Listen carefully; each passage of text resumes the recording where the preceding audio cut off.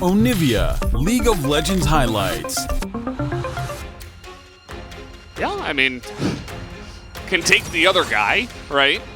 Between Akali and Sylas, those two somewhat similar in what they do. You have a decent amount of ultimates that you can steal away. Dudu takes one, has to flash away. The Ghost, though, is procced, and you're not really getting away from this Cassante easily. He does not have a slice, he does not have a dice, and instead, Rascal will have a nice dinner. A little bit of a head tilter there from Dudu on. Have you ever had so much Renekton? A lot. Oh boy, what's going on here? Barrel's gonna flash. Actually, it was a huge bait! Even I got baited. Wow, Fate came in, and Kwangdong was like, wait, what the hell, you're the mid laner.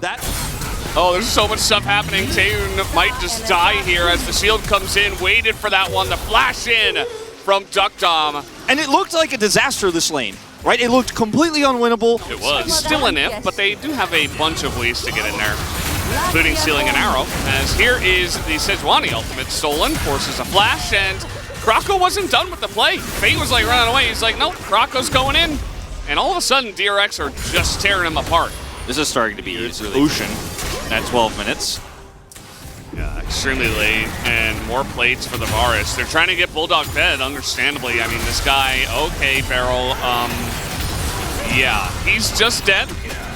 This time it wasn't a bait. Barrel's just misunderstood, Valdez. You know, the he's cloud, which could be pretty massive, is Rascal. No ult for Rascal.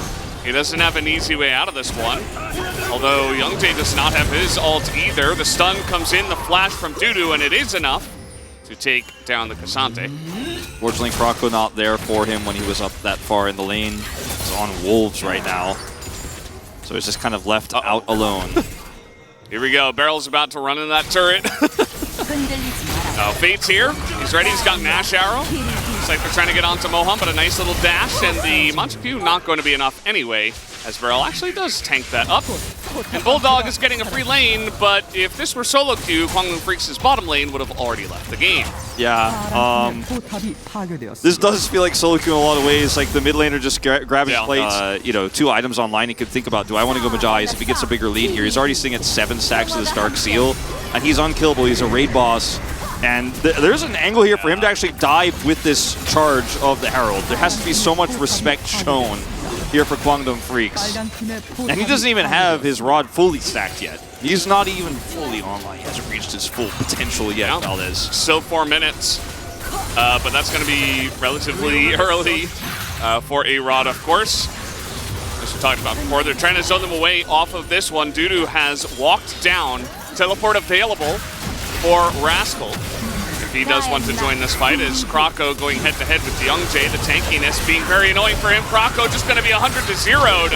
And so now we have Rascal teleporting into this one, but is straight on top of 5 members of Kwangdong, and he can't get away from the Ashe. He's trying, just like he will eventually. He just goes for it. Such a great Cassante player here in the early parts of the champ's life, right? Like, it's very early to have this level of mastery. Yeah, just finished it about like 20 seconds ago. Now they're going to look for a dive here on the Bulldog. Uh-oh. Krako, you're in a little bit of a wonky spot. He just cyclones. He's like, well, I gotta do something, as Youngjae just goes straight into him with 5 members of DRX right there. So he just immediately gets blown up. And yeah, I mean, DRX, it looks like everybody, not just DRX, both teams are really gearing up for this fight. As the teleport, look at it, Rascal's so tanky. I mean, they're going on to Cassante. That's not the guy. Has so many stuns and stuff used into him. Bulldog finally gets here, but I'm not sure if he's enough damage again. As I said earlier about this draft, like, he's alone, and now he's gonna get arrowed and 100-0'd. Look at how much damage Fate is doing. This is a total wash, as DRX are just gonna wipe the slate clean, except for Dudu, as he will just awkwardly spin away. So now there's thinking it's a Majai's game. I'm thinking it's a Majai's game. It's a Majai's game. It's a Majai's game. He has a stopwatch too. Like, yeah. Buy a Majai's. I think it's a Majai's game. He's got the full stacks now, 5-0-3. Should have bought it before that fight. Let's see if he backs here. He's going to clear this wave in mid, or rather bottom, as they are going to grab the Drake. Krako solo. The target selection is all over the place for Kwangdong Freecs in this game. It has been in every critical fight. Yeah, I mean, Fate is actually a raid boss. Bulldog, I'm sorry, man.